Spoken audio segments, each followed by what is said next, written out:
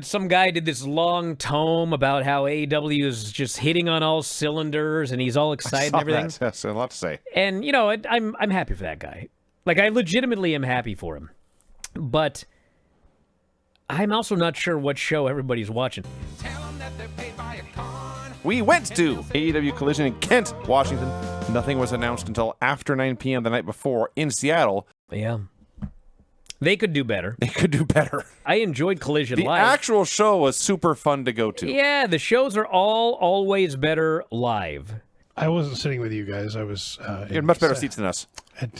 sitting in the second row. Yeah. I took Paisley. She had absolutely no idea what was going on at any point during the show, but she had the time of her life. I've never seen someone more excited at a wrestling show, including Dave. And there's a lady like 4 rows behind us who's just like, fuck you! Paisley's right there. I was like, really? Mm-hmm. And they sell a Tony Storm shoe. And so we happened to go get a shoe during Tony's promo. Oh, good. And, good idea. Well, no. As we stand up from the seat, I hear, motherfucker! Oh. I was like, God damn it. It wasn't even the lady behind us. They were holding a betting pool. Everyone's throwing down cash on who they think is going to win. Fans were holding up money. Wrestlers were taking the money. There was a guy. He handed one of the men from the infantry $100. Wow. That man did not receive his $100 back. He must have been on Shane. Hey. But Put this on Shane, he says. they were throwing the money into the crowd on the way out, All right. and one of our listeners walked away with $300 that he did not show up with. Wow. The following contest is a mixed trios match. This is completely unannounced. believe Mark it or not. Briscoe and Everything Hologram- was completely unannounced, Craig. That's my joke, Brian. Actually, it wasn't.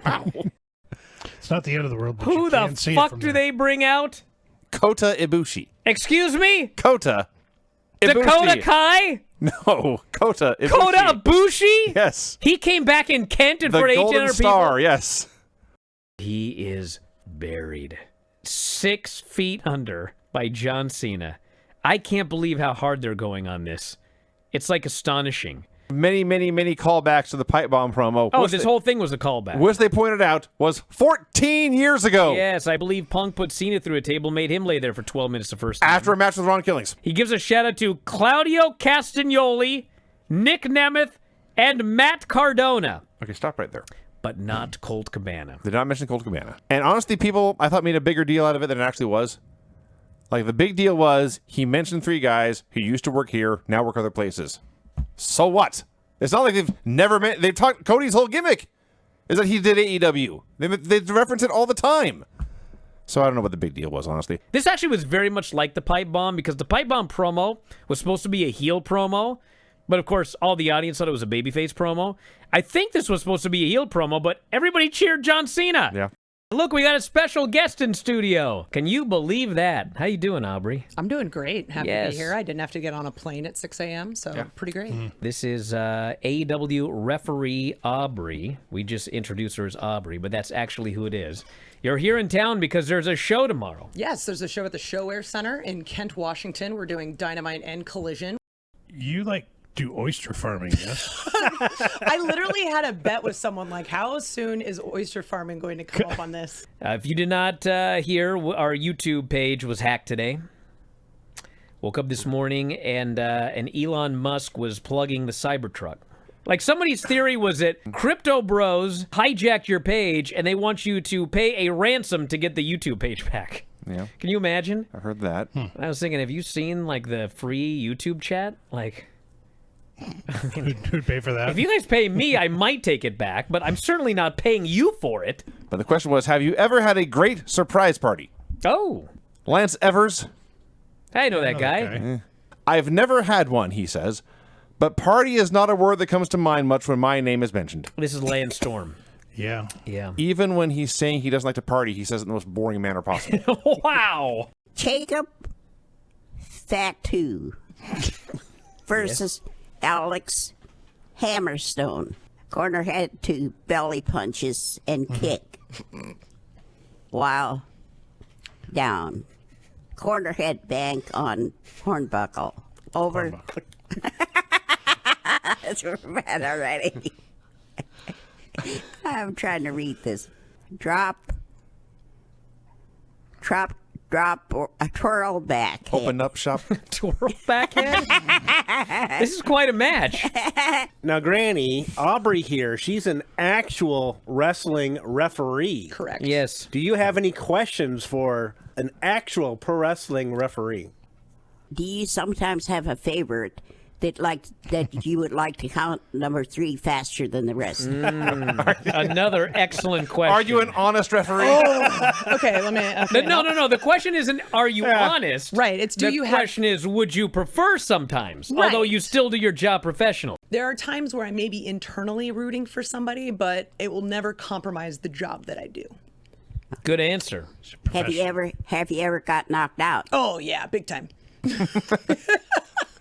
It's a rough job, Granny. It is. There was one time, it was a show in Seattle. I don't know if you were there, Brian, but it was a Defy show. And I was going to count a pin, 1, 2, and then the third didn't happen because I got kicked in the head by Ray Phoenix. Oh, my God. Ouch. Hey, nice to meet you, Aubrey. Yeah. Sometime when you're reffing, think about me. Oh, I'll do it tomorrow. You got it. Just, I have to stay honest. Right when I'm thinking about counting a little bit faster, I'll go, Granny wants me to be honest. Yes, Granny wants you to count correctly. Jim Ross and Joel Watts open the show. It looks like both of them are very surprised that they are on television. But Jim at least has notes in front of him. He has a long format sheet. Joel is clearly leaning over, looking at Jim's notes, Yeah. trying to read, but they're too far away. The junkyard dog and eventually Dead air. He looks into the camera and just shakes his head. I'm sorry, everyone. 90 seconds into the show, I'm crying laughing. We got a live Dynamite and Collision report since we were there. Before we got there, I guess they did an angle where this match was supposed to take place later in the show, but the Bucks came out and said they'd gotten it moved to this position, the opener. And so the story was that Will Ospreay and Swerve were not ready to wrestle yet. Lee Johnson and Blake Christian beat the hell out of these guys for minutes on end, to the point that some lady behind me screams, "This is embarrassing!" Also, if anyone knows where Lee Johnson goes shopping, please let me know, because I must have a pair of these pants. Kota Ibushi versus Trent Beretta. Ibushi wins with the Kamigoye. He didn't do too much crazy, except where he got suplexed onto his head, which he totally no-sold. He was super over. Some guy did this long tome about how AEW is just hitting on all cylinders and he's all excited and everything. That. Yes, a lot to say. And, you know, I'm happy for that guy. Like, I legitimately am happy for him. But I'm also not sure what show everybody's watching. And then Jet Speed just, they just challenged the Hurt Syndicate for the tag titles. Out come the Hurt Business, and they beat the absolute shit. I mean, they fucking murdered Jet Speed. This beating may still be going fucking dead. I'm like, this is the worst build not good. to a tag title match on a main show I may have ever seen in my lifetime. I was not feeling like spending money to watch this tag match. If I were Tony Khan and I booked this and then someone said I was hitting on all cylinders, even I'd be like, nah, I didn't do a very good job I with this. swung and missed that one. Yeah, this was swing and a miss. The best thing is, every time there's like a lewd chant, like the fans are chanting kosher pickle or they're, you fucked up or whatever, Paisley is like pumping her fist to the chant, but she won't say the words. Good girl. Howled. Yeah. She's pumping her fist as the people are chanting about MJF's dick. Yes. That's what happened. If you listen regularly, you know I've told you I'm worn out about 4-ways. I'm tired of them. They seem pointless and random. This match ruled. Yeah, but you know what's going on, Vinny? There are so many 4-ways that everybody is getting really good at 4-way. I guess that's part of it. I love the Beast Mordos. He's awesome. But Heyman's main eventing your biggest show of the year in 2 weeks, by the way. And he sells, and he sells, and he sells, and he sells, and he sells, and he sells, and he sells. And he hits 2 moves and the buckshot and he wins. Yeah. He sold for 95% of this match. And in the end, he was just a little bit better than the Beast Mortos. This style of matches and 50-50, it's not creating a hierarchy and building stars. No, everyone is where they are, and that never changes. Everybody is at the exact same level. You win a title, and you're exactly where you were before you won the title. You just have a belt, and then it's someone else's turn, and the belt doesn't elevate them, nor do they elevate the belt. Everybody is in the exact same spot. It didn't make me think, I gotta watch All In to be there when Hangman pulls this off.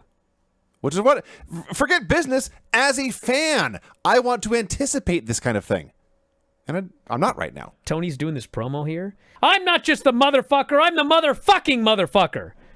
And, I kind of glanced over at Paisley to see her reaction, and she just glanced over at me and said, whoa. And then we just all moved on. Yeah. This is the most entertaining thing these people in Kent saw in all of Collision, maybe their entire lives, because both guys were named Kyle. Every long wrestling show needs to end with a match between two guys with the same name. Yeah. It just started with like 15 guys chanting Kyle, ironically. Next thing you know, this fucking building is rocking. There's like 2,300 people in the building. It sounded like 10,000. Yeah. They are going wild for these two Kyles. Every chant anybody can think of. Whose house? Kyle's house? Mm-hmm.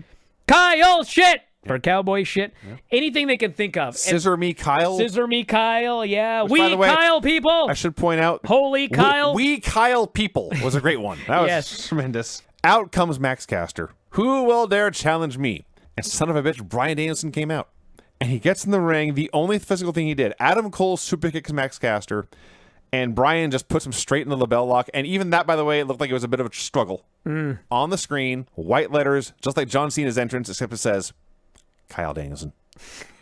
It should have just said Kyle. Trick Williams versus Josh Briggs for the TNA title. This was very good. It was. I thought this match actually was great. Except Josh's new entrance gear, which is just the same gear, except he added exactly one Halloween costume skull with steam coming out on the shoulder. Like, if you're going to do this, you can't half-ass this. You got to go like full Mortis and just skulls everywhere. If you're just a biker with one skull, it's dumb. And Vic goes, Booker, have you ever suffered a throat injury in your career like Ricky has? And Booker T says, and I quote, you mean the medulla oblongata? I fucking died. And I went back and I listened to it over and over. The medulla oblongata. Is what he called That's it. very wrong. Ricky sold his Even if he had gotten it right, it still would have been wrong. oblongata the entire time. Made his comeback. The place goes nuts. He gets the win. And upon getting the win, Booker T says, the medulla is okay. Why the fuck is this guy not on the main roster? I don't know. Everyone just needs to go to this past Tuesday's NXT and watch this segment with Thea, Laney, and all of the random geeks backstage.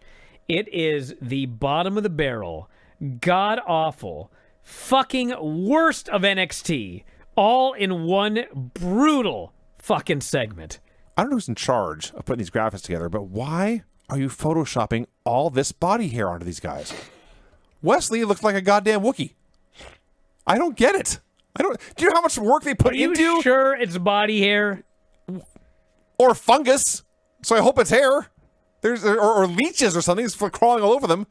I don't get it. I do not understand what the point of this is. These guys do put in work and time to shave and get waxed and look good for TV, and you make them hairy. It's dumb.